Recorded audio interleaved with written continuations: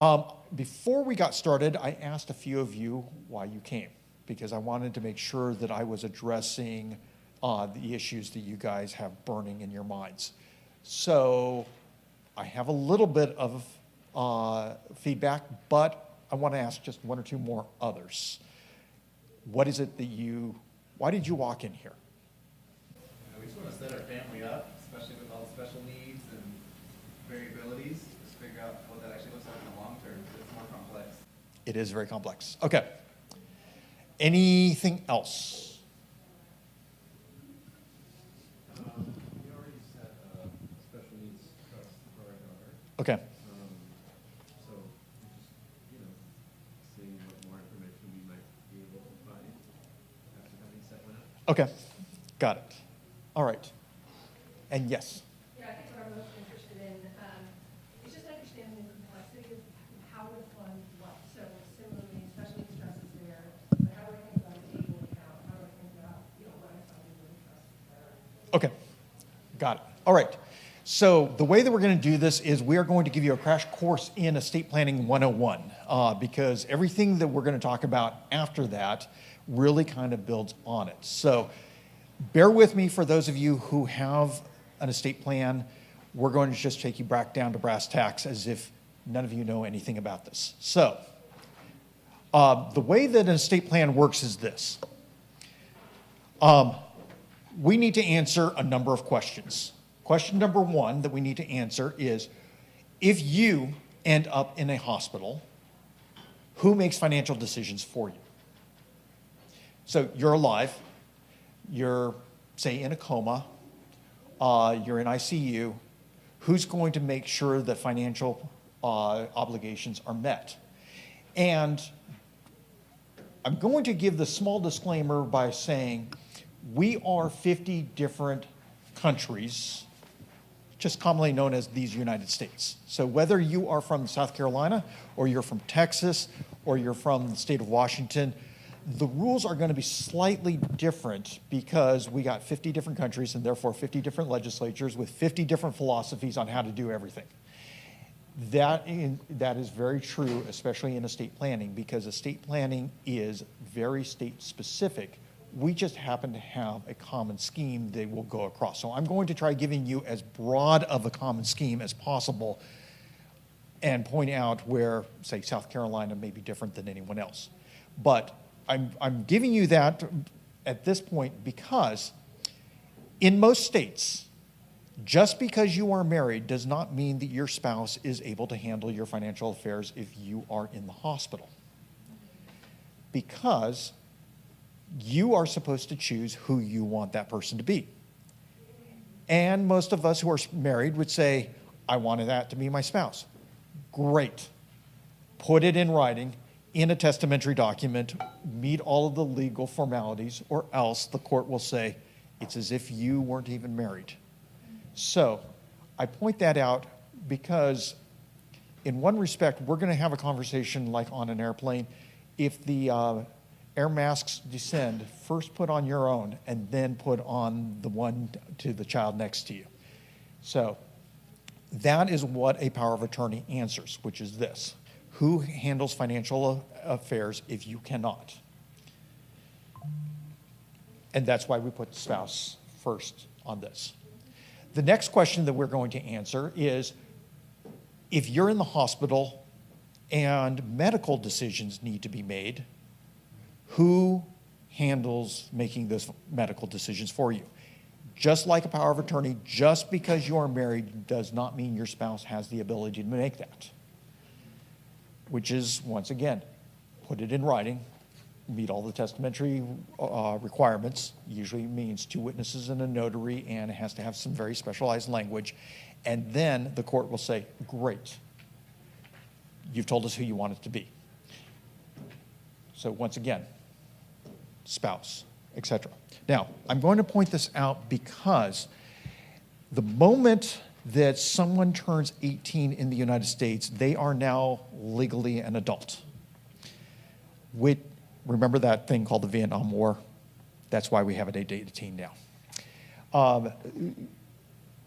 The moment that someone turns 18, they are presumed to handle their own legal affairs. If for some reason they cannot, if for some reason they can, and they put these documents in place, then these documents are good for a lifetime. So if you are in the situation where you have a child who turns 18 and has enough testamentary capacity to do these documents, by all means, get them to do it, whether or not they are a special needs child or they are not a special needs child. Everyone who is 18 or above really needs these documents. If you have a special needs child and they have enough testamentary capacity, by all means, get these documents in place. And what I mean by testamentary capacity is they need to understand enough about what they're doing, why they're doing it, who they're appointing, and does it make sense? So as parents, it absolutely is a wonderful thing to do. But you also want to have backups. So in this case, we have about 3 or 4 different backups, just because in this case, they may need someone. What happens if their spouse is also in the hospital with them? Okay, then it goes to Peter. Well, what happens if Peter is dead? Okay, then it goes to Allie. What happens if Allie is out of the country, etc.? So please, by all means, do that. I've had 2 18-year-olds walk in on their 18th birthday and do this. One happens to be my daughter, for which I was a very proud dad.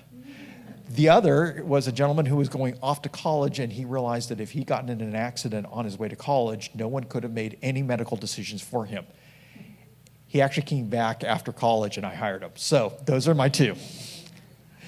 All right, any questions on that? Yes? So if you don't have this in place, then who makes the decision? Okay, if you do not have these in place, then there is a court in every state that is charged with cleaning up messes and basically making decisions for people who cannot make decisions for themselves.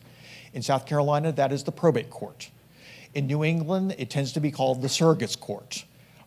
In North Carolina, it is technically the probate court, except the probate judge is the clerk of the superior court. So it is usually a person who doesn't have any background in the law. But every state has someone who will make that decision. Here's the downside to that. This is a person that you have probably never met, that does not know you, and they are suddenly forced to make the decisions for you. Now, obviously, a probate judge cannot make every decision for every person, so they will appoint someone for the person, the incapacitated person, to make the day-to-day decisions, but you have to go report to the probate judge what decisions you're making, why you're making them, and basically do an accounting. If you have to do that, for the person, it is known as a guardianship. If it is for their assets, it is known as a conservatorship. So those are 2 terms that you will often hear, or they usually get collapsed in the phrase GC, which stands for guardianship conservatorship. If you have these documents in place, you do not need the guardianship conservatorship. So in other words, every state says, please have self-determination, but here are the ground rules in case you do not. Any other questions? Great question. Yes? So we just go to any lawyer could facilitate a testimonial document. If we don't have anything said, we just go to like a local attorney, or how would that work? Okay, lawyers are like doctors. We all went to school together, and we all learned how the body of law works. But once you get out of law school, you tend to specialize in an area. So like doctors go cardiology, neurology, things like that. You want to find either an estate planning attorney or an elder law attorney, and we're about to get into special needs trusts. That's even a higher subset of those 2 categories, because the number of people who do special needs trusts are extremely rare. In Greenville, we have 4, just to give you an idea, of roughly 1 million people. Yes? You said an estate planning attorney or a what? Elder law attorney. All right. The third question, so the first 2 questions that we answered, who makes financial decisions if you cannot? Who makes medical decisions if you cannot? The third question that we answer is, if you were to pass away, who would raise your kids? And we say, all right, we understand that if the kids are under 18. There are a number of states, but not every state has a provision. There are a number of states that have a provision that says if you have an adult special needs child, you may tell us who you want to take over the responsibility of that child. That's known as a testamentary guardian. That is extremely important because if something happens to you guys and you have a child, either a special needs adult child or a child under the age of 18, and you do not have a will that says this is who you want to take over, then the Department of Social Services or Child Protective Services or whatever is the agency in your state has to step in and take custody of those kids. And then there is a court proceeding as to where they should go. If you have a will, then the law says, great, you've told us who you as a parent think is the best person to be next in line. And as long as they're not a homicidal maniac, it's about a 15-minute hearing of Judge just sign here, thank you, have a wonderful day. So my background is I was the guardian ad litem for orphan kids. I got to see both sides of this. I got to see when we had a will and when it was a 15-minute hearing, and I got to see the most gut-wrenching 2-3 day trial where we tried to divine what the parents would have thought, except they never put it down in writing.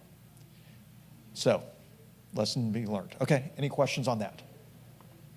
All right, the fourth question that we answer is also in the will, which is who do you want to wrap up your legal life? When you were born, it was a legal event. When you pass away, it's also a legal event.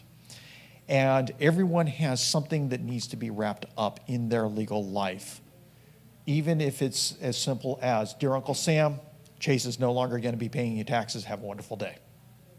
So, again, if you have children who have enough testamentary capacity, having even a simple will is very important once they turn 18, as long as they have enough testamentary capacity to do so. The fifth question that we answer is where do you want your assets to go? And that's where we're going to spend the bulk of the rest of our time on. There are two things that we have the option of doing. We have the option of using wills and we have the option of using trusts. And then, because I'm a lawyer, we have a third option, which is beneficiary designations that kind of work hand in glove with those first two options. So I'm going to give you a little bit of understanding on those. So how many of you guys have wills? Approximately 3/4 of you. How many of you have trusts? Maybe 1/4 of you. Okay. Wills basically are this. They are your last statement as if you walked into court, put your left cold, dead hand on a Bible, raised your right hand, and said, dear Judge, I solemnly swear to tell the truth, the whole truth, and nothing but the truth. So help me God. This is what I need you to know. Which is the reason that we refer to it as the last will and testament. Most of the time we just call it a will, but it is testament, testimony. It is sworn testimony in court, except you're just not allowed to actually go there after you're dead. So the document suffices. And you can say where you want everything to go through the will. But a will is kind of like a blunt force object. It's like doing surgery with a hatchet. You can't get very surgical with it because it's essentially, here's where I want everything to go, Judge, make it happen. The reason that that is so important is this. If you pass away, the law has this weird provision in it, and I haven't quite understood it. You're no longer able to handle your legal affairs. You guys are dead. So someone has to do it for you. Well, who's the person who's in charge of wrapping up or cleaning up messes? The probate judge. And that's the reason that everything has to go through probate if you're going to use a will.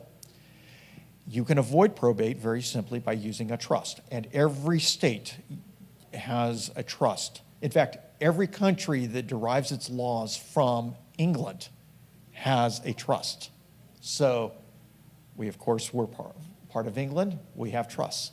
So does Canada, Australia, New Zealand, and good old England itself. So use them. And a trust works very simply this way. Anything that can be owned inherently has two types of ownership in it. My glasses has the two types of ownership. Anyone guess what the two types of ownership are? Do I benefit from using my glasses? Yes. Yes. It's called beneficial ownership. Do I have the legal right to sell you my glasses? Would you like to buy them? Yes. $10 million. They're great. I have the legal right to sell her my glasses, and if she were a fool to give me $10 million, I absolutely would. So the two types of ownership that inherently exist in every object are beneficial ownership and legal ownership. You guys never thought of life like that, did you? I will forever corrupt you. The reason that I'm pointing this out is this. If you combine those two types of ownership, then it's something called fee simple absolute, a term that you will never use again in your life unless you're playing Jeopardy. If you formally split those two types of ownership, it is known as a trust. And a trust is simply that. Whether you are the Vanderbilts, Rockefeller, Andrew Carnegie, or Chace Campbell, you just formally splitting those two types of ownership, you have just created a trust. Now, how many of you are parents? How many of you have hired a babysitter to babysit your kids? Did you realize you created a trust when you did that? Think about it. Who has beneficial ownership of those kids? You do. Who has managerial or legal control of those kids? You do.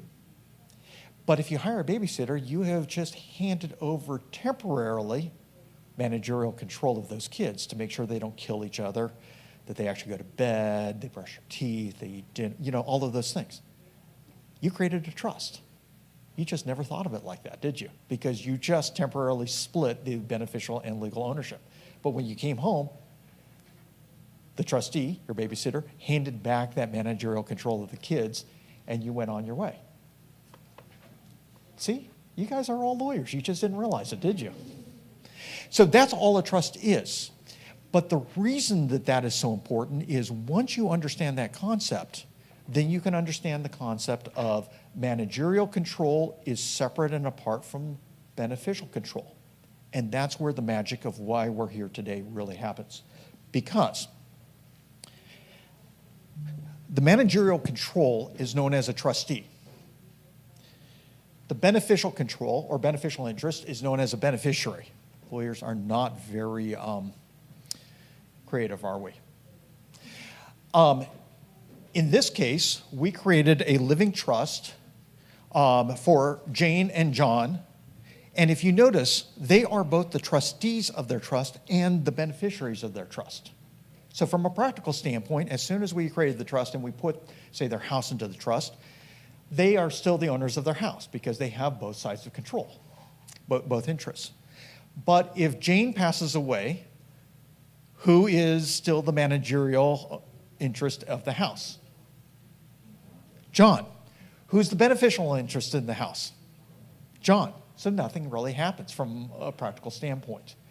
John passes away 3 days later because he's absolutely heartbroken because Jane is gone. Who becomes the new managerial control of the house? Peter. Who has the beneficial interest in the house? Abby and Brad. So you can see how formally splitting those two interests, they can start running independent of each other.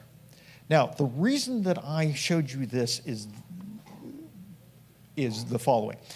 Assume that Abby is a special needs kid. Does she have legal control of the assets? No. And so from a Medicaid standpoint, from a Social Security disability standpoint, from social services standpoint, that money is not attributable to her, but it's there for her benefit, and that's where the real magic occurs.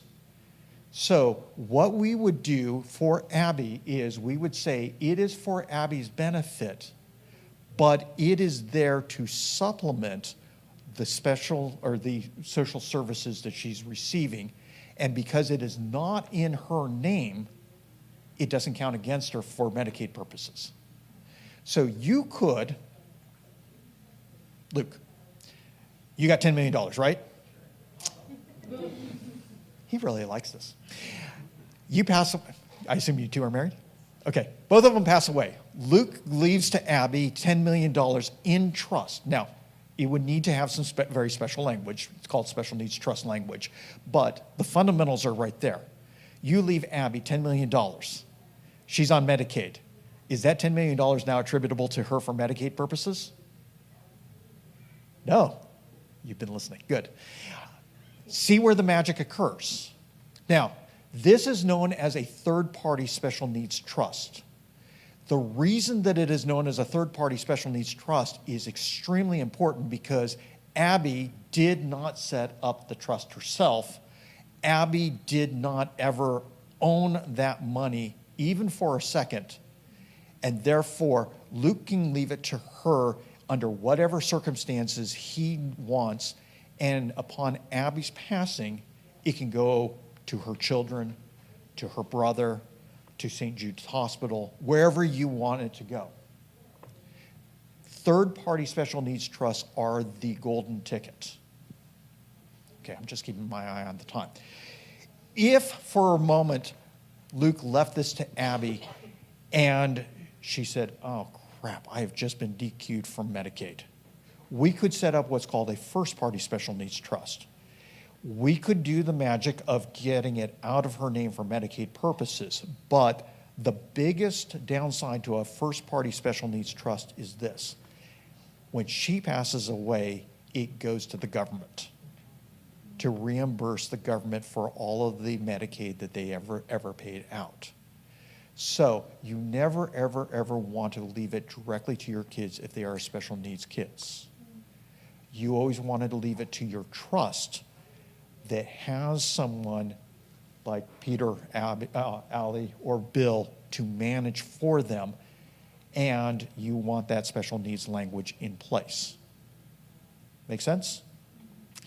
Now, let's just talk about the various types of assets because it gets really important. How are we doing on time? Okay, I'm going to try going as fast as I can.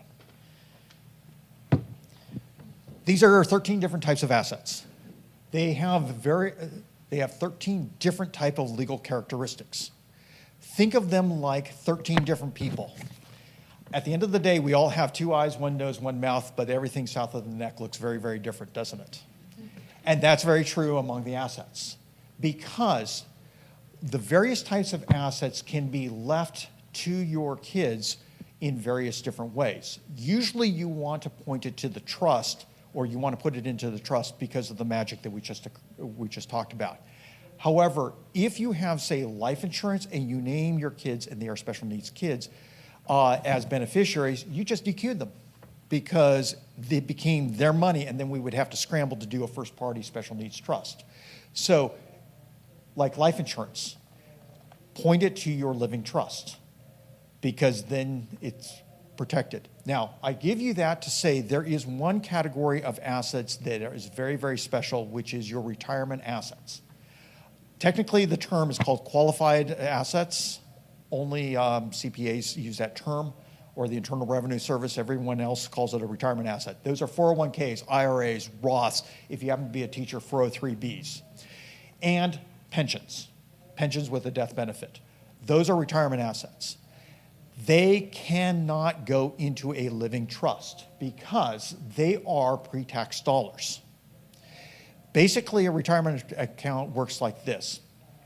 Doug, you have a 401k, right? Okay. You made a deal with Uncle Sam. You would put money aside for long-term retirement savings. Uncle Sam agreed that he would not tax it if you didn't touch it. You touch it, he taxes it. You don't touch it, he doesn't tax it.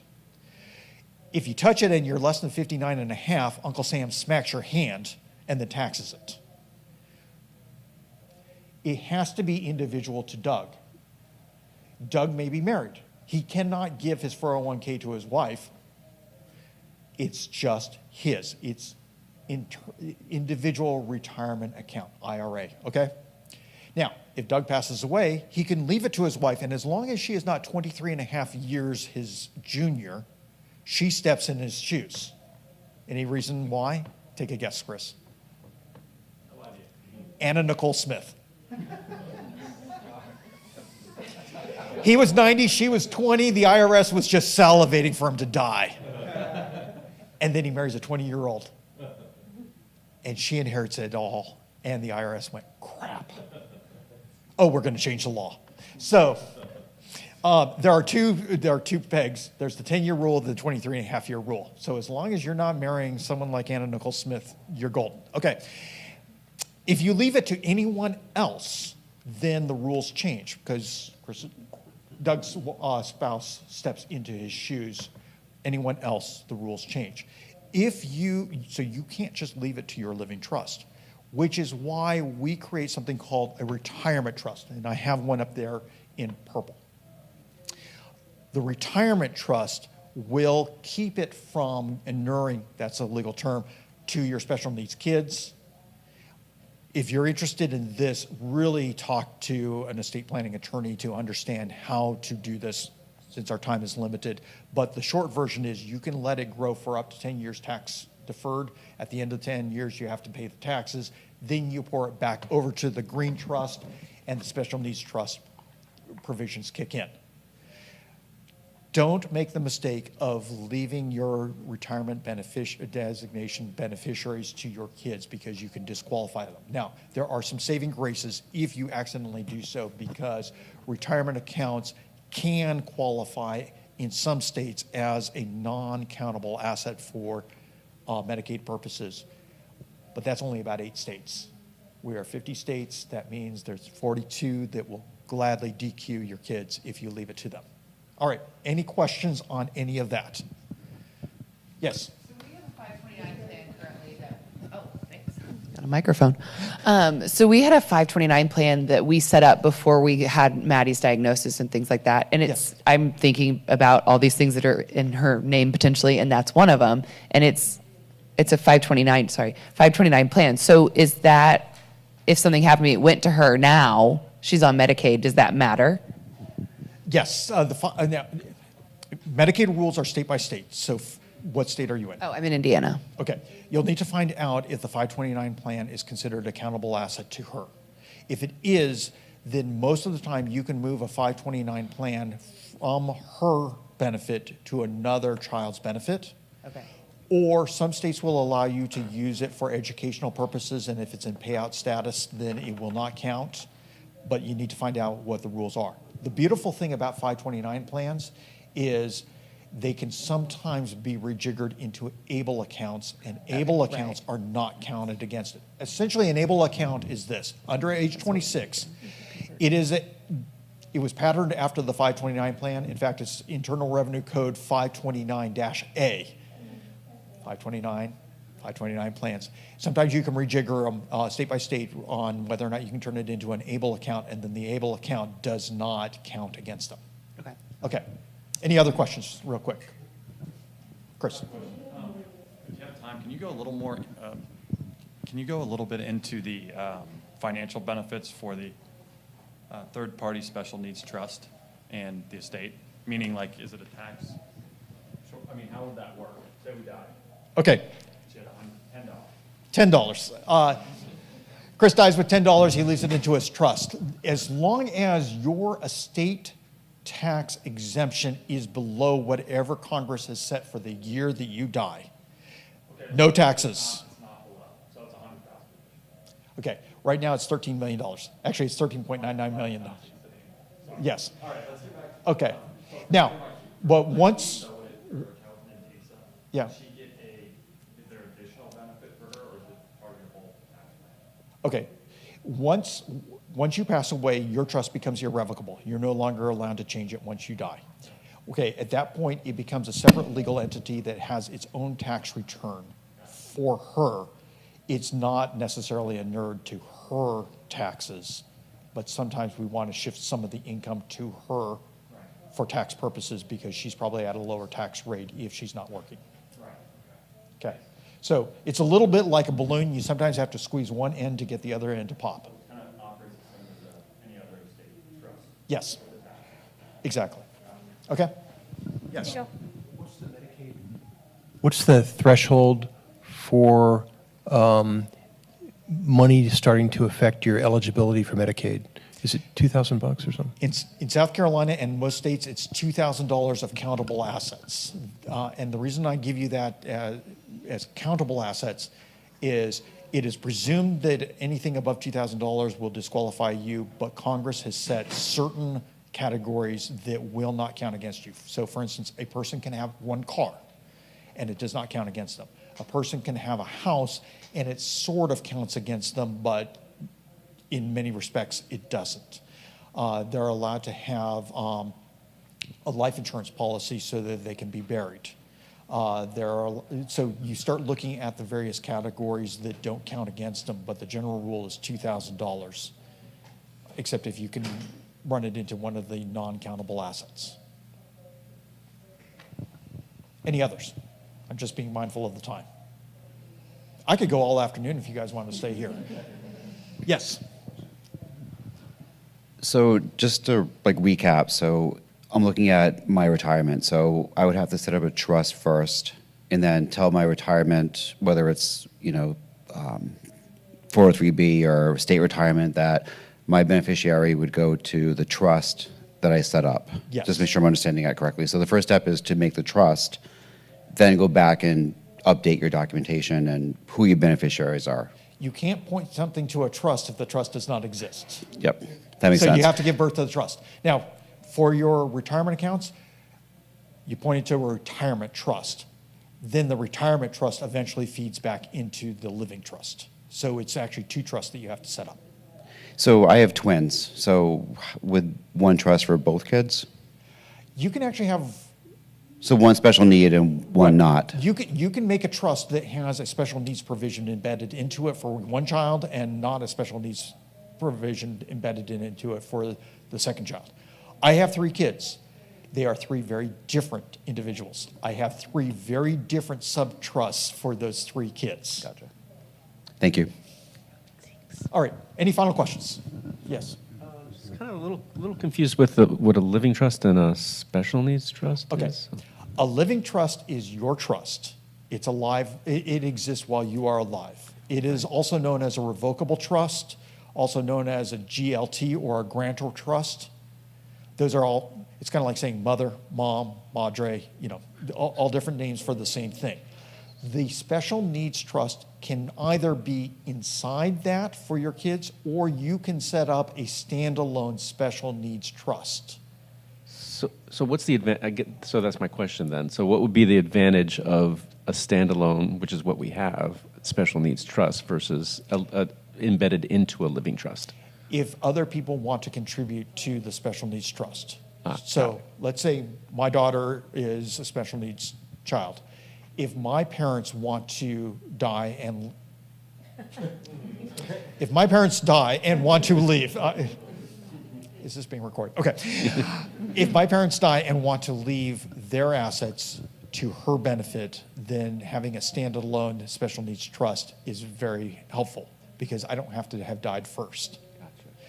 Or they could die, leave it to me, and then when I pass away, it goes to my daughter.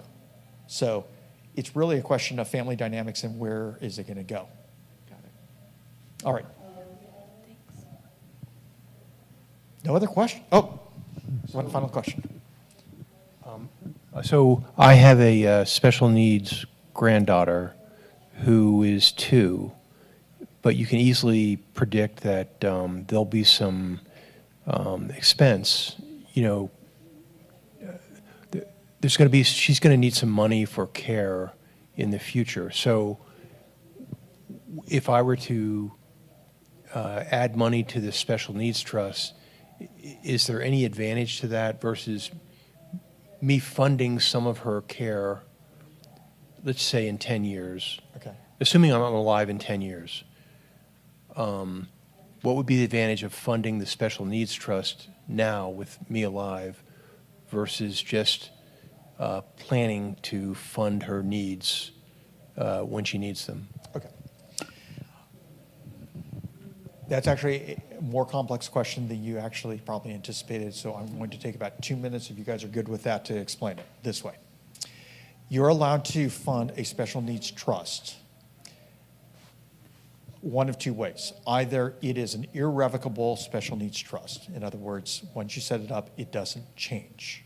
It becomes its own separate legal entity for which you are limited to $19,000 a year in contributions. If you're married, you can double that to $38,000 because you're staying underneath the annual exclusion. You will go above $19,000 in 1 year, you have to start doing gift tax returns on it. You can do that.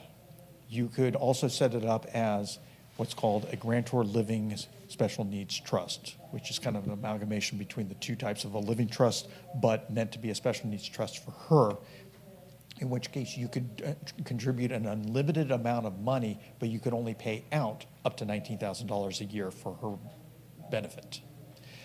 The third option is you set up the special needs trust, you start funding it, but as medical expenses come up, you go ahead and pay the medical provider themselves, and it does not count against that $19,000 a year cap, the annual exclusion. So it's really an answer. The answer to what you just presented to me is we would usually use 2 of the 3 strategies at the same time. Okay? All right, guys, thank you so much. Has this been helpful at all? Yes. Did I lose any of you? Thank you so much. Thank you. Thank you very much, Mr. Campbell. And his firm dropped off these bags.